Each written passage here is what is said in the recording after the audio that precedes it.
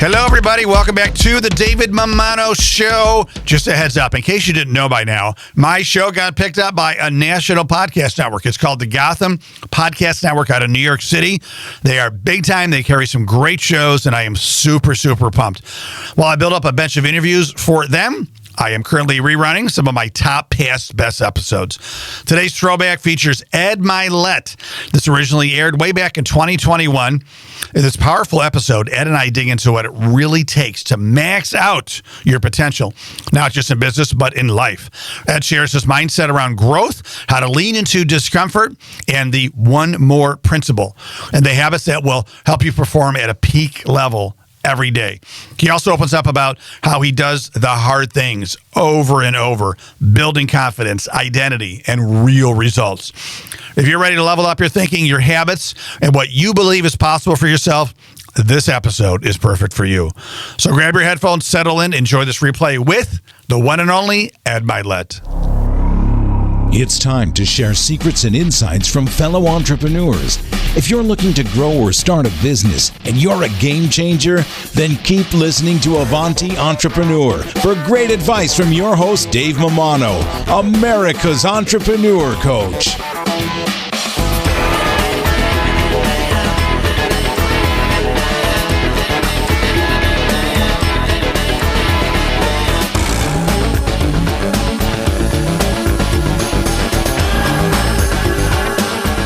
Hey, Avanti Tribe, Dave Mammano here. Just want to thank our sponsor, Paychex. You know, Paychex, they make it simple for businesses of all sizes to pay and manage their team. They make payroll easy with employee pay options, including direct deposit, checks, pay cards, and so much more. Founded over 4 decades ago to relieve the complexity of running a business so that the owners can focus on what matters most. Above all else, and more than any other company, Paychex makes it simple. Visit AvantiEntrepreneurGroup.com. Go to our partner link and check them out. They're offering you a free month of payroll just for giving them a shot as an Avanti Tribe member. Give them a shot, folks. They really help this podcast to be possible. Really appreciate Paychex. Now, enjoy the show. Hello and welcome to the Avanti Entrepreneur Podcast. I am David Mammano, your host, and we're here to help achievers and business owners and leaders move forward. That's what Avanti means, move forward so that they can reach their potential. I do this by interviewing Rochester business movers and shakers. Today I have on the show a massive mover and shaker and a massive impactor of entrepreneurs and just people around the world, Ed Mylett. Ed, welcome to the show. Great to be with you. Been looking forward to this for a while now. Well, that I'm honored because I know that you do a lot of podcasts, a lot of interviews, know a lot of people. So the fact that I'm on your mind, I'm blessed and humbled. Well, thank you. I do a lot of interviews where I interview people, but I don't do a lot where I get interviewed. So this is something I'm looking forward to very much. Excellent. And don't let me forget, I have a co-host on my show today. This is the first time I've had a co-host. Wow. It's my friend, Mike DiCioccio. Mike, welcome to the show, you too. Hey, Dave, thanks for having me. And Ed, this is a pleasure and appreciate you having me as well. Privilege is mine, brothers, both of you. I'm looking forward to it. Let's do it. I mean, I met you through Mike. Mike, when I met Mike, he launched our Avanti Entrepreneur Network chapter in Buffalo, New York.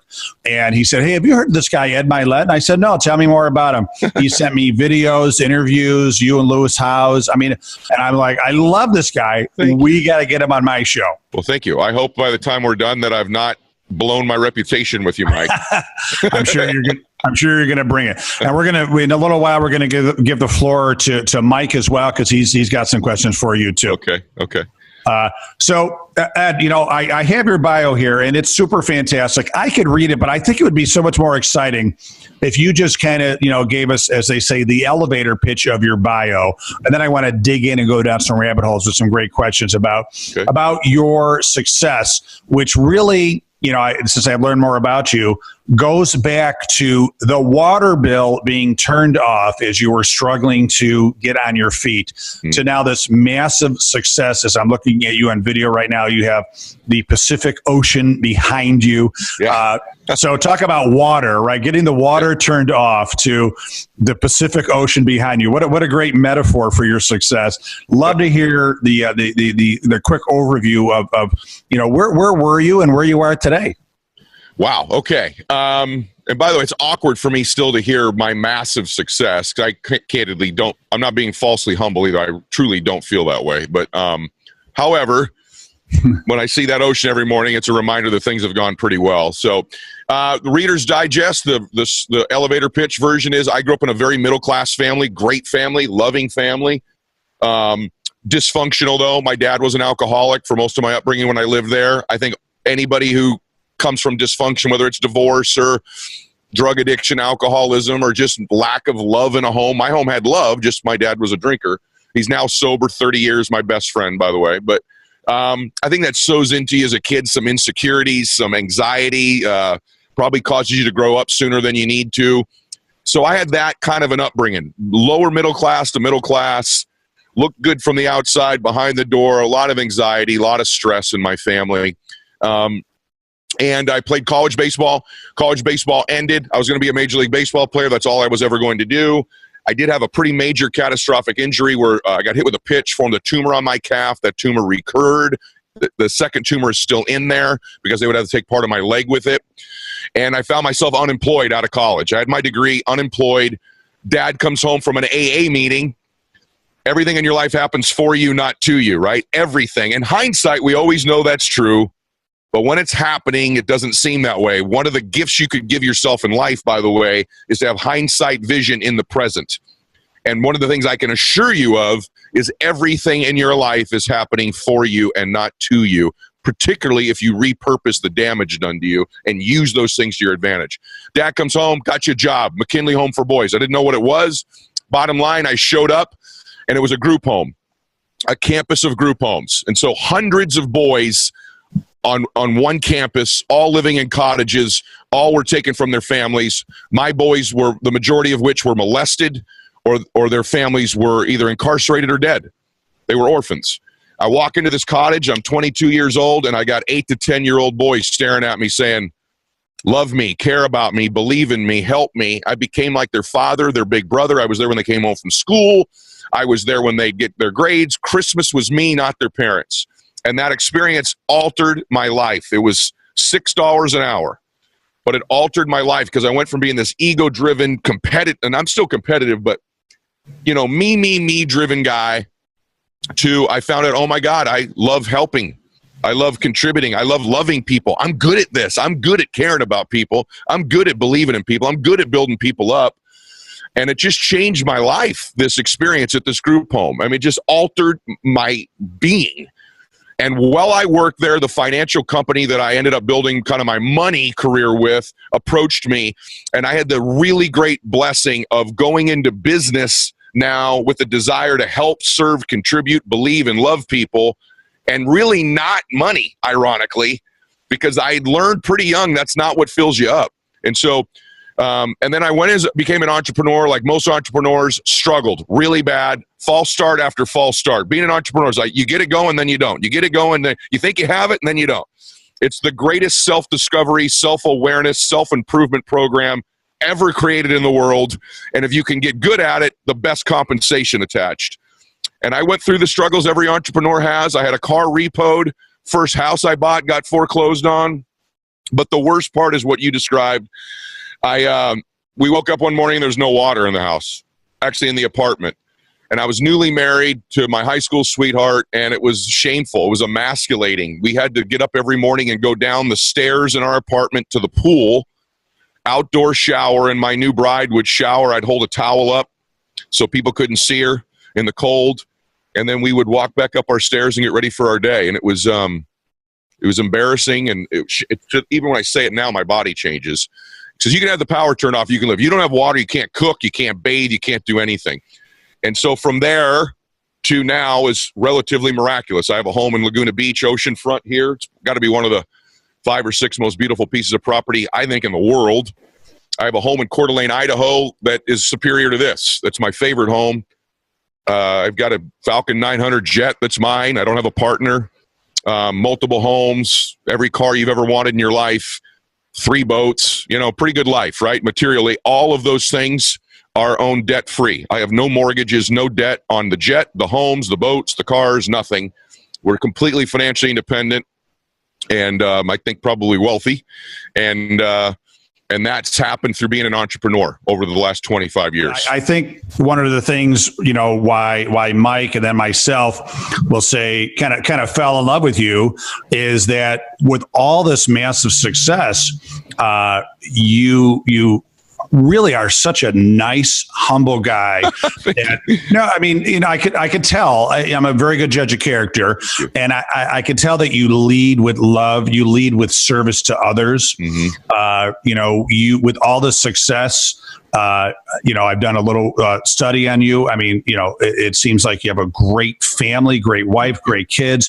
You are, very faithful, to your faith, and it's rare, I think, when you find all those things together, right? Yeah. And maybe that water being turned off and things like that. Still runs through your veins a little bit and keeps you humble. I'm just guessing here, but you could not say something nicer to me. By the way, I'm a mess all the time, like every other person. I screw up all the time. In my faith, I'm a sinner, saved by the grace of God. Right? There are a lot of mornings, though, brother. I look at this ocean. I'm like, are you kidding me? But there are other mornings, and I'm not exaggerating this. Not every morning, but that water hits me in the face out of the shower, and I'm like, thank you, God. Like, I'm just grateful for simple things. Yeah. I think God knew I would be a pretty big idiot if I got a bunch of money before he humbled me. I'd have been a dummy, right? So I think that whole experience in the group home, and ironically enough, my dad's alcoholism prepared me to be good for these boys because I related to their anxiety. Not the same thing, but my dad's drinking happened. I don't find that job without my dad being in an AA meeting. I don't relate to these boys if I didn't have anxiety in my home. And so I'm just a regular guy. I really am. With his own insecurities, I'm still incredibly introverted and shy naturally. But something shifted in me, brother, in that group home that's not gone away, which is those jets, I don't have jets, that jet I mentioned, or these homes. I want everybody to have great material things in their life. They're awesome. You should have them. They will make you happy, by the way. People say material things will never make you happy. Those are people who don't have material things or don't understand. Having said that, listen to me, everyone, please. They will not fulfill you. They can make you happy short term, and they're wonderful, and you should have them. This is a better view than the view I grew up with, and I feel stronger, more powerful, more connected, more grateful because it's here. But it does not fulfill me. What fulfills us in our life is contributing to others, is making a difference in other people's lives, is living our passion and our purpose. That's fulfilling, is our faith, whatever your faith is, however God reveals himself to you in your personal way. That is fulfilling. But you know what? You can have happiness and fulfillment. There's nothing wrong with having both of them. And material things aren't the things that bring us the most happiness or the most joy, but they certainly can. And when people tell you they can't, they're wrong. But I can tell you, because I have all of them. If you wanted a material thing, I've probably had it. And I'm here to tell you as your brother, it will not fulfill you. You've got to go beyond it and find what your calling and your cause and your mission, who you want to contribute to, the lives of others. That will fulfill you. It'll never go away. That fire will never burn out. But the material thing, I know a lot of people who are temporarily happy with stuff, and they end up being miserable because they're not fulfilled. It happens all the time on my show, off camera. I end up mentoring and coaching many of these people that are on my show. They're my great friends now, and many of them have shared with me there's a emptiness there because they just chased material. They just chased accolades. They just chased fame instead of chasing contribution and service. So important, Ed. So important. Probably the biggest lesson I think that any entrepreneur can ever learn is the jet, it makes you smile. Your house makes you smile. That view makes you smile. But what makes your heart smile is service to others. Probably looking at your wife, looking at your kids, knowing that you're a good dad, you're a good husband. Yes. That's making your heart smile. That's well said. Now, you guys out there that let that be a way out. Well, I am a good dad, so you fulfilled your promise. No. Your obligation with your children is to become the destiny version of you, is to make them proud of you. Because here's the thing, everybody. Your kids are always going to love you. But we've all had this happen, haven't we, as we get older? Your kids eventually figure out who you are. They eventually grow up. They figure out who dad is in the world, what the difference is dad makes, who he's helping, who he's serving, where he's been, what he's seen, what his memories are, what his legacy is, or mom. And so What will make your heart smile is unquestionably those people. But what will fulfill you is making them proud of you, is making a difference for them, of being the best possible version of you for them. So you're not off the hook by just being a good one. You got to do better than that. That's good. Being great is being the ultimate best version of you that you were destined to be. Fantastic. So Ed, I got a big question for you. So you're a self-professed regular guy. Mm-hmm. And, we already determined that you weren't born with a trust fund and all this, I'll say, money and et cetera, that, truly from water turned off to the Pacific Ocean behind you. That maybe that's the title of your next book, something like that, right? Good. More water than you'll ever need. Right. I got plenty of water. That's true. But the question I have is just being a regular guy that was going through some tough times to the really phenomenal, massive success that you have in so many ways, checking a lot of different boxes, right? What do you attribute that to? What got that flywheel turning, and then continuing to run to these incredible levels of where you are today? You're a great interviewer. That's a great question. I want to give you the short version first, and this is not selling anything. This is just because I'd like to really answer it better than I will in 2 minutes. I do have a book out right now called Max Out Your Life, and I'll pay for it, so there's no weird thing here. If you go to maxoutbook.com and use the code MAXOUT, I'll just buy the book for you. You have to ship it. There's no upsell after, like get into this program or none of that other stuff, right? Like you buy the book for free, but get into my webinar. There's none of that with me. Right. All my content is free. So I describe in more detail there this. The two big things that shifted for me was I found out that your life, the most powerful force in the human spirit, is to be consistent with the identity you hold for yourself, your own personal identity. Your identity is the sort of the thoughts and concepts that you hold true to be about yourself, your worth. All right, we're back. Sorry about that, folks. Ed was outside, and I think the wind blew his wireless away. But so we'll suffer with not such a it's still a nice view, but it's not the ocean. But Ed, welcome back, and we're in technical difficulties. Part of being an entrepreneur. We get back on track. Probably we're just on fire, so we blew up the internet. But what I was saying was that the two shifts for me was one was my identity. So I figured out that my identity, which is the habits, thoughts, and concepts you hold true to be about yourself, is the most powerful force in the world. Mm-hmm. So I had to consistently increase that identity. I do that. I covered it in my book, Max Out Your Life. Use the code MAXOUT, and you'll get it for free. So it's actually right here. It's a good example. Maybe they wanted me to show you this. See that thermostat right there? Yeah. On the wall? That's what identity is. Identity is the thermostat of your life. It's the governor. It governs everything. And so people think external conditions are what dictate it, but you have an identity. It's a thermostat. It could be in different areas too. You have a faith identity, a money identity, a business one, a body one, a relationship one. These are identities you hold. And no matter what you do in your life, you'll get back to that temperature you've preset. It always happens. And so people think, like this room, it's set at 76 degrees. No matter what happens in this room, I could open the door and cold air comes in here. That does not dictate the temperature of this room because the thermostat's going to kick the heater on and heat it back up to that 76 degrees. I could open the door and it's warm air and the air conditioner is going to kick on and cool it back down.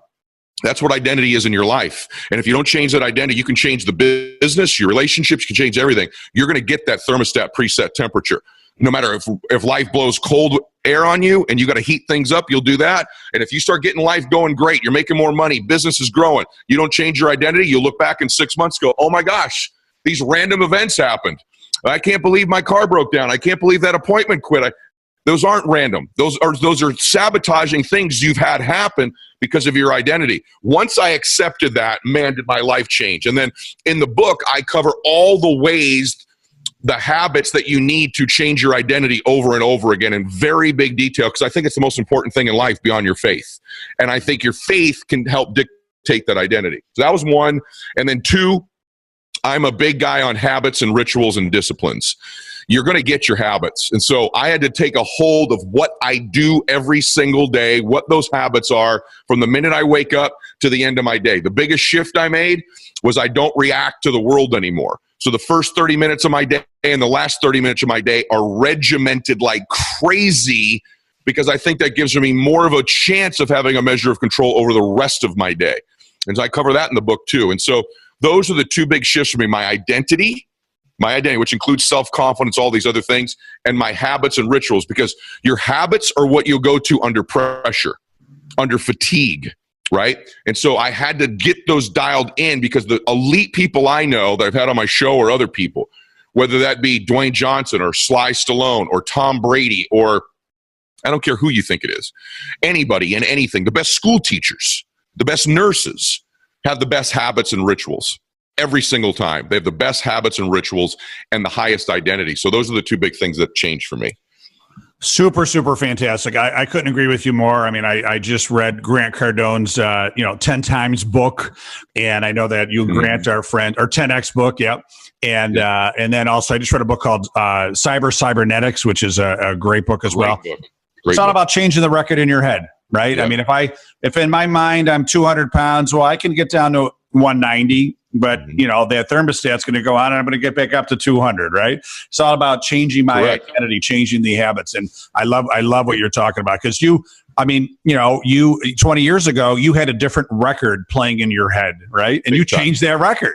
I did. My identity is people that meet me now. In fact, I had Brad Lee. I don't know if you know who Brad Lee is. He's Grant Cardone's good friend. Yeah. He ran into in Las Vegas 2 guys I went to high school with who had lost contact with me. Mm-hmm. And he said, I had such a thrill in telling him what had happened with your life. It was really kind of odd for me, because I knew who these 2 dudes were, and they didn't know what had happened with me. And he said they just couldn't process that clown that I was has, had some pretty cool things happen in his life. And it took me back to who that dude was for a minute, which I don't go back there very often.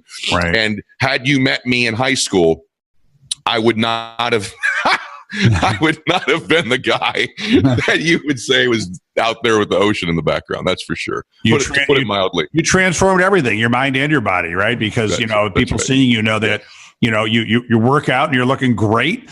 And I did see a picture you posted of you in high school, and let's just say you weren't the muscle guy that you are now, right? No, I'm not. I certainly don't look as good as I did 20 years ago, but for pushing 50 years old, I'm in pretty good shape. And it's an important foundation for me that my body is the other driving force, because I'll just share one thing with everybody: is self-confidence is the process of keeping promises you make to yourself. Mm-hmm. How do I become more self-confident? You meet somebody self-confident, they have a consistent habit of keeping promises they make to themselves. It's self-trust. You meet someone who lacks self-confidence, they're constantly breaking promises they make to themselves. For me, in business, I couldn't control everything. Whether an appointment showed up, whether the internet broke down, right? Whether or not someone bought or didn't buy, or got involved or didn't get involved. So where I could control was getting into the gym. I could keep that promise every day. I could control, I'm going to do 6 curls. I could control doing 6 of those. And so my self-confidence actually, ironically, started to get generated from the gym, because it was the one place I could deliver on the promises I made to myself. And that transcended eventually into business too. Yeah, I love it. Well, it's very exciting for me right now, Ed, because I feel like you're like a pre-star, like you're about to explode and become on the level of recognition when it comes to the Tony Robbins and Grant Cardones of the world. Yeah. And so about 10 years ago, I had dinner with Simon Sinek before he wrote the book, Discover Your Why. Simon's great. Yeah. Right. And then about 5 years ago, I got to have lunch with Gary V. Right. And then, so I'm really good at getting to meet people right before they explode. So hopefully I'm some good luck for you. Well, both Tony's the reason I got into this space, and Grant is a great friend. And so I will encourage everybody to go check out their social media engagement versus mine. And you can decide on who's bigger now, me or them. Right. Right. All right. We know. I like it. We know. So that's not even close anymore. Add theirs up and see if they're the same as mine. Excellent. Okay. Yeah. Well, and Tony Robbins, what a guy. I mean, I remember in the early 90s buying his cassette. I'm dating myself. I'm 49 myself here. So bought his cassette when I had my job, Awaken the Giant Within. Mm-hmm. And Tony's the reason why I got into business. He inspired me. He said one thing on that cassette where I pulled over my car and wrote down this quote. And it said, if you are totally committed, you will always find a way. And I said, that's the answer. If my first business fails, I'll learn and I'll start a second and a third. I'll just be totally committed, right? Yeah, I got to tell you regarding Tony, and by the way, Grant is a dear friend too. Both of them are. And they both, by the way, have been critical to my progress in this space. Tony was my first guest on my show ever. Great. And been a friend for 20 years. And Grant was really a catalyst in getting me to have more collaborations. He's the person who introduced me to so many other people in the space. And so I'm grateful to both those guys, but I tease them both about their social media engagement because mine has exceeded theirs now, and for the most part, and but not in their scope or their influence or their reach. And in Tony's case, I call Tony the OG of this space. Almost everybody I meet will tell me when they know that I know Tony, they'll stop me and say, would you please just tell him the impact he's had on my life? I bought his cassettes in the 80s, or I listened to this, or I won a program. It just blows my mind, the incredible reach that he's had in the world on so many people. Almost 100% of the guests on my show tell me to please tell him that.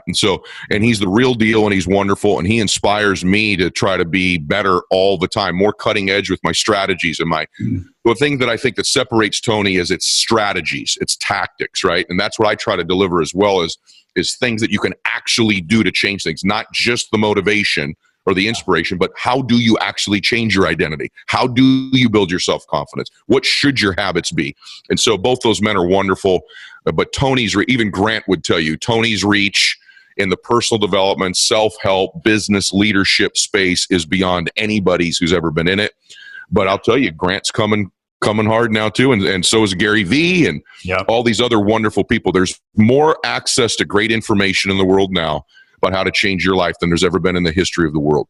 Yeah, absolutely. I think there's a lot of common denominators with you all, but I think one of them is just Energizer Bunny on steroids. I mean, you guys, Tony, Grant. I'm accused.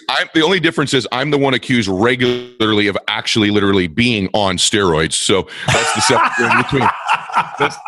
That's the separator. But I'll give you an interesting thing. People go back and look at my social media. I went to the World Series last year with Tony and Grant. And so it was a very interesting experience, to say the least. And so we were at Game 7 of the World Series, Dodgers and Astros last year, right behind home plate. We didn't sit. Grant sat right in front of me, and Tony sat there. But we were all within, we went together. We were in the same space together. Yeah, and it was just a fascinating time for the three of us because they had not met before, and so they were introduced to each other at that game, which was fun. So. Right. I'm surprised a fire didn't start back there, all the energy. It almost did, frankly. Certainly the crowds were big. Felt bad for the players. It was crazy. I know. Yeah. You guys weren't popular, right? They were. At that time, I was not. At that time, I was a fly on the wall, but it's certainly, changed a little bit the last year. That's excellent. Well, I want to give the floor, or give the microphone, I should say here, to my good friend, Mike DiCioccio. So Mike is an entrepreneur, started about a year ago, started a company called Social Chameleon, digital marketing company. And he also, his proudest moment is starting the Avanti chapter in Buffalo, right, Mike? That's right. And a cue card right here. Yeah, that's right. And so as we just said that, Tony's the reason that inspired me to start my business 20 plus years ago. And you are the reason, and you are the inspiration for Mike starting his business. And like I said before, he introduced me to who you are. And so I thought it'd be very apropos to have Mike come on, my first co-host, and he's got some questions for you as well. Thank you. Oh, Mike, great to be with you, brother. Well, thank you for the floor. Can you hear me okay? Yes. I'll make sure. Okay, so I will say this. Pretty much you guys took a lot of meat off the bone. I had a lot of questions here, and Ed, you did end up answering a lot of them. But what I want to say is it's kind of interesting. When I started my business, and again, I'm a young entrepreneur, about a year in business now for myself, a lot of that I can say is because of yourself or Grant. I've read all of Grant's books. I listen to Gary Vee. But at the time when I was starting my business was when you just mentioned you were on Tony Robbins' podcast. Mm-hmm. I listened to that. Okay. Then you were on Power Players. I go, I recognize this name twice now. Okay, right. Let me listen. Right.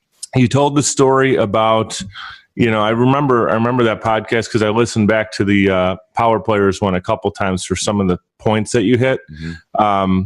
But I feel like, I've seen you at that moment, and you already were very successful as a business person. But as far as, like you mentioned, with social media is building and building, and it is cool to see now about a year later where you're at. So you were talking about Empower Players writing a book, and Grant was kind of prodding you to come up with a name. It was Rich People Play Golf was the running title, and I'm glad you went with Max Out Your Life, which is awesome. I have a copy in the mail.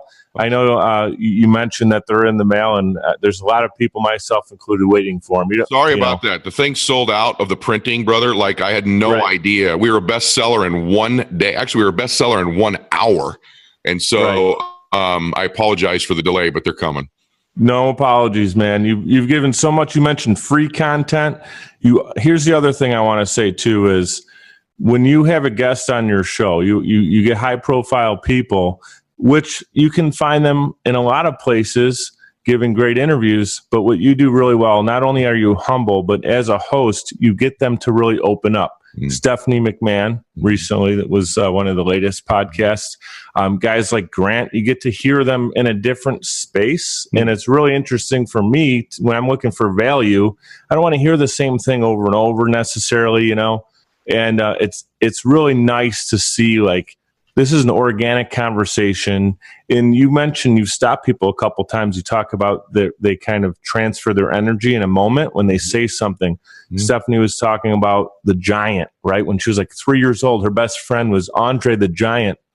And as she mentioned that to you, you picked up on her body language changing, which was really cool.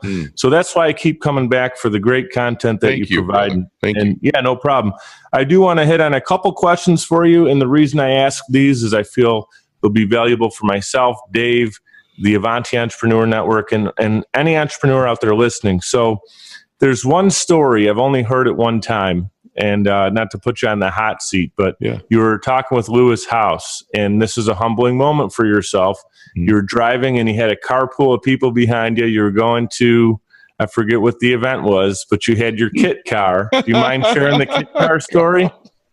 And here's why. Because we just talked about humble beginnings, having the water turned off. Yeah. There was a story. Were you down to $18 at one point? Is that true? I had $18.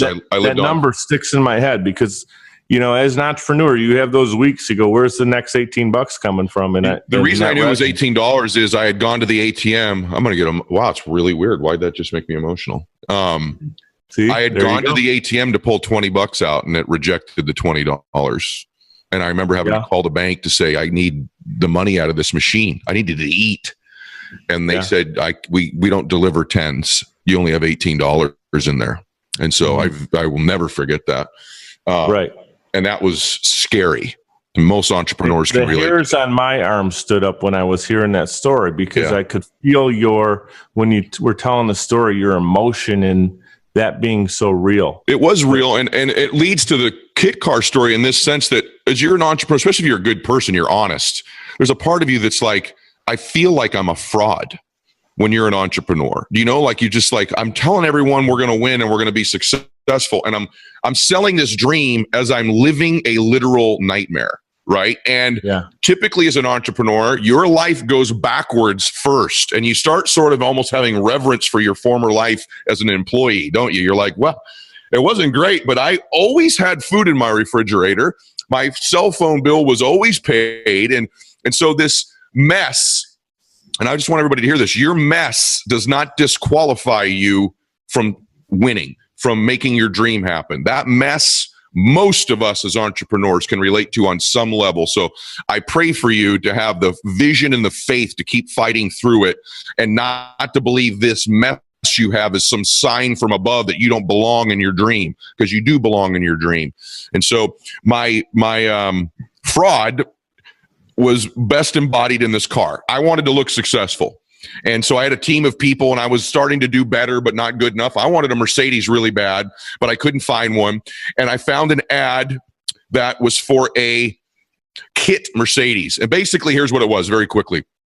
It was a Chrysler LeBaron that was stripped down to its frame, and somebody had Velcroed onto the car a Mercedes SL convertible frame, except it was a little bit too long. So people that would drive by on the freeway, and people would look at me like, that's weird looking. They'd look and there's a back seat, which the two-seater's not supposed to have. And they'd laugh and point at me.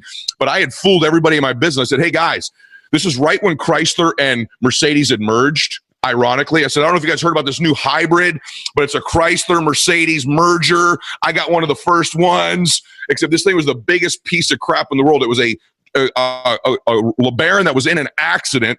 The air conditioning blew hot air, and the car, you could not, when I would pull up to a stoplight, I would have to pull up very slowly because it was not welded together. It was Velcroed together. So hundreds of times in my life, I pulled up to a stoplight a little bit too fast, brake, and the front headlight would fly out into the intersection. And I'd have to get out of my car. Picture this, a young man in a suit in the intersection. I would pick up my headlight, walk back over to my car, Velcro it back on. You imagine what these people were thinking? And get back in my Mercedes and roll my happy butt down the road. So what happened was I went to a business retreat in Lodi. My whole team was with me. They all thought I was becoming successful. The cops pulled me over on the way back to the hotel. So there's 15 cars behind me watching the cops come pull me out of the car. And the cop comes over the car and he goes, stick your hands out the window. And I'm like, what is going on here? I said, sir, was I speeding? No. He wouldn't tell me what was wrong. So finally I get out of the car. He handcuffs me, puts me in the back seat of the police car. And my team's back there going, what is he, on drugs? Like, why is he getting arrested? Finally, the officer said, sir, what am I doing in this car? He goes, that's a stolen vehicle.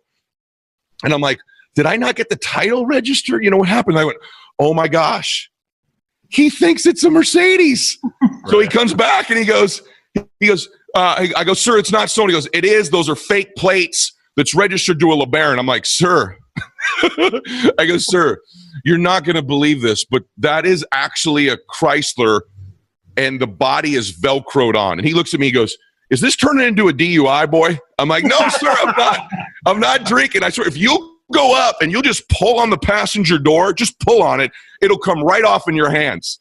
And he's looking at me like I'm crazy. There's now 4 police cars there shining all their lights on me. Sure enough, this guy walks up, he looks at the side of my car and he goes, pop, and he pulls my door right off the car with the Velcro on the other side and he spins it on his finger. All the cops, all the police fall out onto the ground laughing, just dying laughing. Now my whole team knows I have a Velcroed friggin' car that I've been telling them for a year and a half was a Mercedes. And he comes back to the car, he goes, this is the most ridiculous thing I've ever seen in my damn life. And he lets me out of the car and I have to Velcro my door back onto my own damn car and drive back to the hotel and then explain to everybody what the hell I had. So I drove for a year and a half a Velcroed Mercedes. That is a true, you will never in your life meet another person who's had a Velcroed together car other than me. So that's how bad I wanted to win, but how bad I was really losing. Right. And organized chaos, I think, is a nice way to describe. You're talking about being an entrepreneur and all this kind of whirlwind of, you know. But I'm also a closer. I'm also a closer. Let me tell you what happened. I sold that car to one of my own guys on my team 3 days later. So I'm beautiful. Yeah. So I wanted you to share that, and thank you for doing that, because any entrepreneur at any point in any stage of their career hears that. I mean, obviously you were in that moment and you were looking to make the best out of it. You wanted your appearance is important to you as a business person. And, you know, even though that happened, you didn't let that define you tomorrow. You went and you turned that into something. Now, years later, what can you date that story, by the way? Like, yeah, well, you're all going to figure out how old I am. I can. That was probably 1990. Oh my gosh, 1996. So 22 years ago. 22 years ago, right? But that moment didn't derail you. You got back up off the mat, which is something I hear you say over and over. The quicker you get back up, we all get knocked down. Who gets up the quickest, right? That's right. Everyone's going to get up, so you might as well get up now. Right. So I like that as closing. Dave, if you have anything else, just any entrepreneur out there, if you're having that day where you're almost questioning, why did I do this? Or should I take the leap? Actually, when I was considering starting my own business, I'd love to share this too real quick. It was hard for me because friends and family are going to give you the warm and fuzzy, you know, hey, if you're coming from a nice place in a corporate environment and you're making good money, close to $100,000 or over $100,000, don't mess with it, right? That's right. Why would you want to change that? Yep. But when you feel like you're not fulfilled, the word that you used earlier, you said you can have the plane and everything else, but it doesn't fulfill you. So I'm speaking to entrepreneurs who feel like they're in a place right now where they're not fulfilled. They feel they can give more to the world, and they just might need a little bit of a push. That's who I would recommend would read Max Out, that's coming out now, or 10X Rule, or any of these books, and listen to your brother. podcast. Your wisdom for being a year as an entrepreneur is striking. Seriously. I mean, you're so wise, because I'll have people sometimes say, I've got a son, I want you to meet him, and he's very successful. And I'll always say, and I mean this respectfully, but successful compared to what? So is $100,000 a year successful? I mean, I think Grant would tell you that he spends 10 times that on jet fuel a year, right? Which so do I. So I think compared to what? And by the way, I don't think someone who has more money than someone is necessarily more successful than them. I know a whole bunch of the principal of my son and daughter's school, I bet doesn't make $80,000 a year, right? He's one of the most successful and fulfilled people that I know in my life, because he's living his dream and his purpose and his passion. But if one of your dreams and passions is to be financially successful and you're not doing it, you're successful compared to what? And don't shortchange yourself. People love to comfort themselves with, I'm doing better than everybody else, or I'm doing better than I used to do, or my family thinks I'm doing well. You got to face the man or woman in the mirror. And you know, when you look in that mirror in the morning when you're getting ready, or that rear view mirror of your car, and you catch a look at yourself, you know whether you're proud of you. You know whether you've maxed out your life.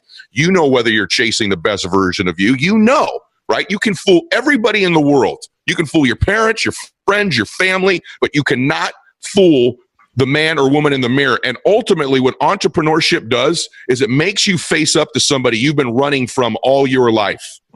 You. Absolutely. You. And entrepreneurship is going to make you face you in every area of your life. It's going to expose everything about you, and it's going to make you better long term. So that's what it's going to do. Awesome. I think that's the next chapter of your next book, or your first chapter of your next book, Ed. That was fantastic. And Mike, thank you so much for those great questions. Pretty smart for a young punk 32-year-old kid, huh? Incredible, man. Incredible wisdom. I'm learning from Mike every day. So, Ed, before we go, so Avanti Entrepreneurs, and Avanti means move forward in Italian. That's everything I try to do with myself and helping other people. I try to help them be better, so move forward. So imagine right now that you're talking to thousands of I'll say beginning stage entrepreneurs that they're freaking out. Obviously, remember the first couple of years of starting a business. They're anxious, 3 a.m. wake ups. I mean, I don't know if that ever stops, but what are some of the things that you're going to grab them by the shoulder and say, it's going to be all right, just do these things? What advice are you going to give to a beginning stage entrepreneur to get to that next level? That's the first thing I would say, is it's going to be all right. That's the first thing I would say. It's going to be all right. Either way, it's going to be all right. Yeah. The first thing I would say to you is, you're never going to exceed your identity. You better go to work on yourself as you're working on your business. The biggest mistake I see is people's businesses begin to exceed their identity. So you better, as you're growing your business, be working, whether that's social media content, podcasts, books. You better be growing your identity, or it's going to get you. You'll never exceed it. You can never escape it. That's number one. Number two is, you better establish a routine for yourself that serves you. Do not let the world dictate to you. See, people that lose as entrepreneurs are constantly responding and reacting. Successful entrepreneurs, even when they're broke, they dictate terms to the world. Their will is in charge, not the rest of the world's will. That has to come through your habits. In the book, I cover my morning routine and my evening routine, and you will find that many people share a similar routine of mine, okay? And one of those routines is, when I wake up, I do not check my phone the first 30 minutes of the day, which is going to be excruciating for you the first month, because you're going to think there's stuff on there you have to get to first. And what it does is it immediately gets you in response mode, because you know what's on your phone right now? Problems. Emails you got to return, issues, and you start your day in stress, worry, fear. You're no longer chasing anything, you're responding. The third thing is, you better get crystal laser, totally specifically clear on exactly what it is you want. Not like, I'd like to win, I'd like some money, I want the business to grow. Measurable, tangible, specific, because your brain can't go to work on processing vanilla information or generic. The more specific, the more detailed, the better. Last thing, there's a whole bunch more. There's a thing in your brain called the reticular activating system. It's in the frontal lobe of your brain. you will change your entire life if you understand how to get what you're looking for and how this is the filter. It's like the Matrix. It's the filter your entire world is filtered through. In my book, I talk about how to program that. All champions in everything, either do it consciously or unconsciously, are better at programming their RAS for their success. Hey, thank you so much. And Avanti Entrepreneur listeners, thanks for listening. Hope we brought you some great nuggets today. Ed Mylett is a total rock star, and he really is. He's just a regular guy that has worked hard and created a beautiful life for himself and for others. If you want to learn more about Ed, you go to his website. It's edmylett.com, which is ED, of course, and then MYLETT, edmylett.com. Buy his book, go to his website, friend him on social media. He's a superstar. So thank you so much again for listening, Avanti Entrepreneur listeners. And as always, if you want to listen to this podcast again, this interview again, and if you want to hear all my other great interviews, please go to AvantiEntrepreneurGroup.com. Make it a great day and stay awesome.